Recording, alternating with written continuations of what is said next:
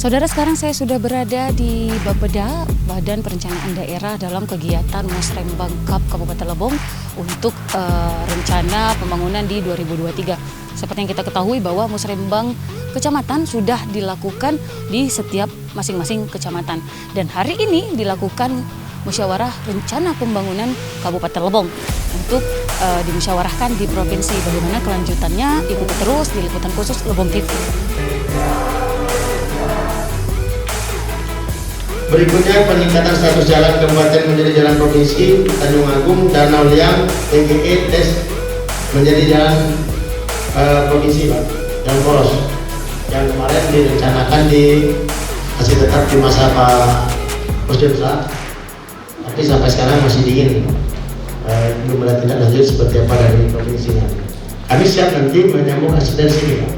Kalau final mulai dari TGE itu provinsi siap membangun sampai ke Beteng dan sampai ke provinsi, maka saya jamin dari Semlako ke Danau Liang itu saya mempunyai. Jadi diperhatikan. Yang kedua, pada saat kami mengkritik pada saat DBH provinsi, ya kan? Kita tuntut transparan, langsung dibayar. Saudara, potensi andalan Kabupaten Lebong merupakan pertanian, tanaman pangan, perkebunan, pertambangan, dan energi, perikanan, budidaya, pariwisata, dan budaya. Selain itu, capaian kinerja pembangunan daerah ekonomi Kabupaten Lebong menunjukkan stabilitas selama kurun waktu 2017 sampai 2019. Tahun 2020, akibat pandemi COVID-19, ekonomi Kabupaten Lebong terkontraksi hanya sebesar 0,10%, minus 0,202%, dan nasional jauh lebih baik dari kontraksi ekonomi Bengkulu yang mencapai minus 0,02% dan nasional yang mencapai minus 2,07%. Tahun 2021 ekonomi Kabupaten Lebong mulai membaik dengan peningkatan pertumbuhan mencapai 3,08%. Kondisi kemiskinan di Kabupaten Lebong dalam jangka 2 tahun 2020 sampai tahun 2021 kenaikan sebesar 0,15%. Jika dibandingkan dengan kabupaten lain seprovinsi Bengkulu, Kabupaten Lebong berada di posisi keempat setelah Muko-Muko, Bengkulu Utara, dan Bengkulu Tengah. Angka ini berada di bawah angka kemiskinan Provinsi Bengkulu sebesar 15,22% dan nasional sebesar 9,71% pada tahun 2021. Selanjutnya, persentase tingkat pengangguran terbuka atau TPT di Kabupaten Lebong tahun 2020 sebesar 3,92%. Angka ini kembali turun dibandingkan tahun 2019 sebesar 4,01%.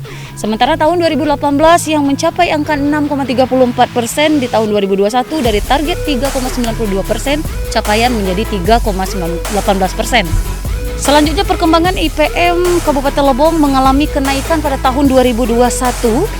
IPM Kabupaten Lebong sebesar 67,46 poin. Perkembangan Gini rasio di tahun 2018 sampai 2020 fluktuatif atau kategori rendah.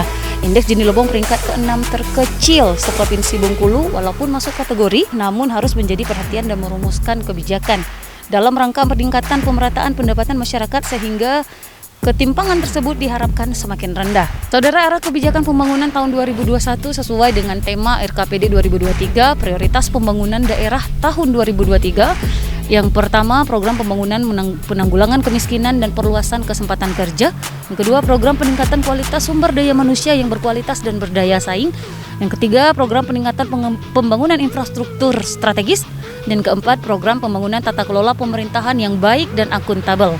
Indikator sasaran ditargetkan tahun 2023, laju pertumbuhan ekonomi ditargetkan menjadi 4,8%, tingkat kemiskinan menjadi 11,26%, tingkat pengangguran terbuka ditargetkan menjadi 2,93%, dan indeks pembangunan manusia ditargetkan menjadi 68,42%, serta indeks Gini rasio ditargetkan di tahun 2023 menjadi 0,26%. Jadi sekali lagi harapan kita Bapak Ibu untuk serius menggarap Kabupaten Lebong ini menuju masyarakat Lebong yang bahagia dan sejahtera. Berikutnya kebetulan juga ada Pak Gubernur walaupun diwakili, namun kami tetap menyampaikan aspirasi kami untuk pembangunan Kabupaten Lebong yang menggunakan anggaran baik dana APBN provinsi, dana provinsi maupun dana APBD provinsi, walaupun dalam agak-agak pesimis, namun tetap kami akan menyampaikan kenapa pada saat mempresentasi dengan Pak Gubernur pada undangan beberapa waktu yang lalu itu saya bayar berapa lagi duit provinsi untuk kabupaten. Makanya saya tekankan APD ini sebenarnya untuk fokus dan serius. Kenapa? Anggaran provinsi ini sangat minim untuk dikucurkan di Kabupaten Lebong. Mengingat master plan yang sudah dibangun oleh Provinsi Bengkulu ini banyak terfokus pada ibu kota kabupaten, ibu kota provinsi Bengkulu itu sendiri. Memang butuh anggaran yang sangat besar. Nah, jadi kita coba juga maksimalkan dengan anggaran yang ada. Saya yakin capaian-capaian nanti akan bisa mensukseskan. Mohon maaf Bapak Gubernur sebelum wakili, kami berharap tahapan yang perlu diperhatikan juga oleh provinsi dalam kesempatan muslim ini. Baik kami akan sampaikan tentang pihak jalan Matraman, tambang sawah yang rencananya harus di-opening. Sebenarnya begini Pak, kembali Bapak menyindir ini jalan provinsi yang buruknya saja. Nah yang baiknya tidak. Coba buktikan dulu apa yang pernah kami sampaikan. Dulu saya menyembah 10 jari Pak, pada saat muslim bangun. Yang kedua turun, cuma 12 yang kita. Nah, kami melihat itu Pak Gubernur ini syukurnya yang C itu baru diperhatikan. Kalau kita memohon nggak diperhatikan Pak. Jadi dibuat merek pada yang rusak.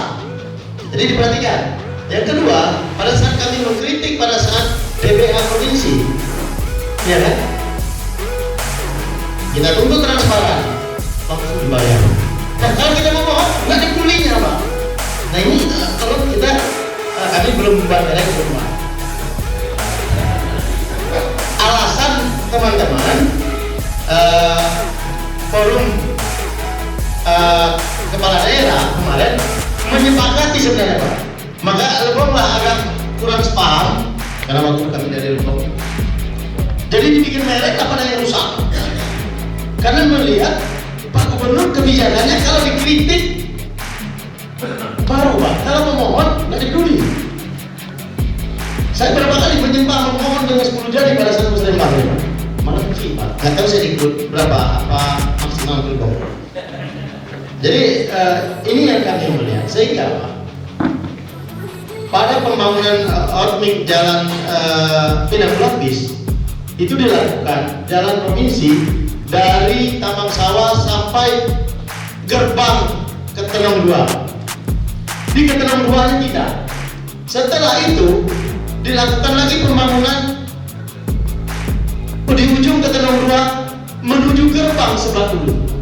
Beban itu kembali kepada pemerintah daerah. Kenapa? Dianggap pemerintah daerah yang bangun. Akhirnya saya gunakan dana APBD kami dengan jalur maka dibangunlah Ketenong 2 dan sebelah dulu. Itu sebenarnya tanggung jawab provinsi Pak. Kita tahu persis kita jalan. Nah harapan kami hotmik yang di jalan ini terperhatikan Pak. Kami pakai dana kami untuk bangun jalan provinsi, namun provinsi tidak perhatikan Pak. Nah terpaksa nanti bikin merek. Pak Gubernur yang wakili ngomel. Gak baca kamu Pak. Tak kali kamu orang Lebong dekat dengan bupati Pak.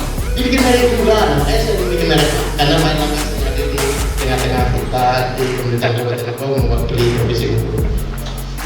Berikutnya pelebaran jembatan ruas di tebing Matraman untuk rehabnya. Nah terkhusus lagi yang di sering jalan kita turun ya Pak. Sudah diupayakan. Ya. Itu kita masih pemeliharaan saja kita fokusnya. Pemeliharaan seperti mulai dari rumah dinas sampai ke Matraman itu.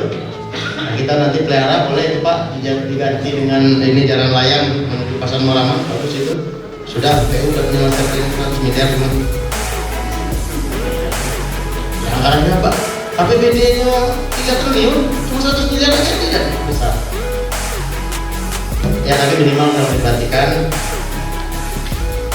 Yang berikutnya normalisasi air tahun di Desa Tunggal dan Pulau Jaya Pak, yang selalu berdampak karena Kabupaten Lebong sudah hujannya sangat tinggi, sudah jelas rawan banjir Namun kalau dinormalisasi mudah-mudahan itu tidak terjadi lagi.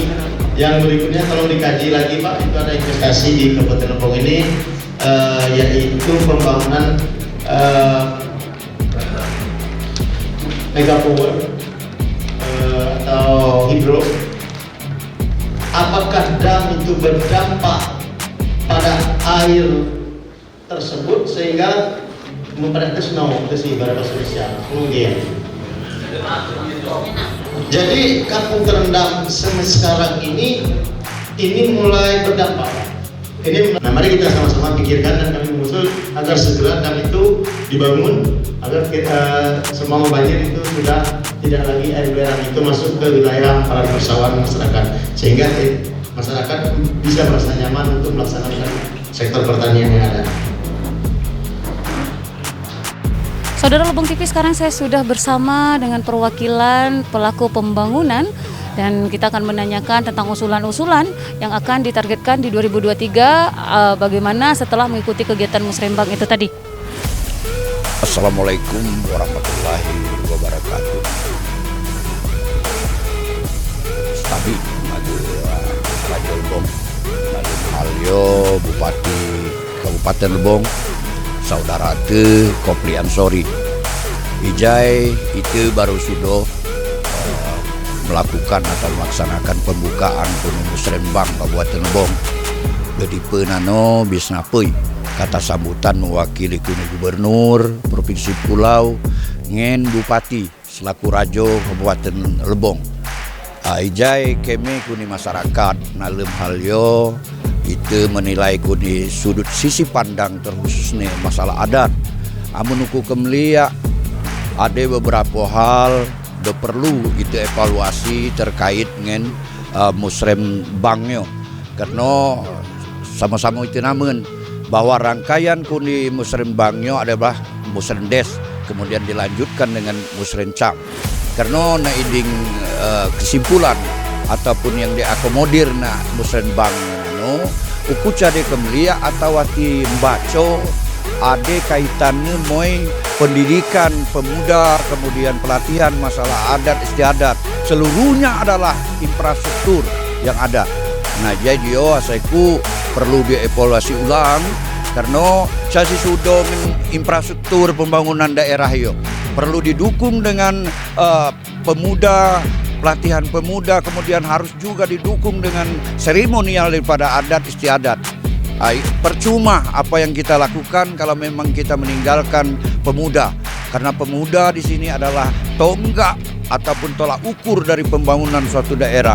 Kemudian dilanjutkan dengan adat istiadat, sangatlah rendah kehormatan, harkat martabat suatu daerah ketika meninggalkan yang namanya adat istiadat. Jadi maksud saya selaku Ketua BMA Kabupaten Lebong mendukung sekali apa yang sudah menjadi program prioritas yang sudah masuk atau diakomodir di dalam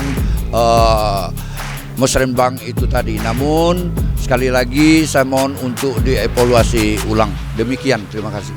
Baik, terima kasih. Kita akan menanyakan bagaimana usulan-usulan yang diusulkan di Musrembang Kabupaten Lebong sesuai atau tidak dengan yang diusulkan dari masyarakat yang melalui Musdes, Muscam, dan Muskap hari ini. Jadi kami dari pemuda mengharapkan kepada pemerintah daerah agar bisa membuat program dan kami nanti juga menyusul sebuah proposal, yaitu program-program tentang kepemudaan. Karena apa yang disampaikan oleh rekan kami dari BM tadi, tidak ada suatu negara atau bangsa bisa maju dengan sendirinya tanpa ada peran pemuda. Karena proklamasi itu diproklamir karena ada peran dari para pemuda itu sendiri. Baik, demikian saudara Liputan Lebong TV, terima kasih, sampai jumpa.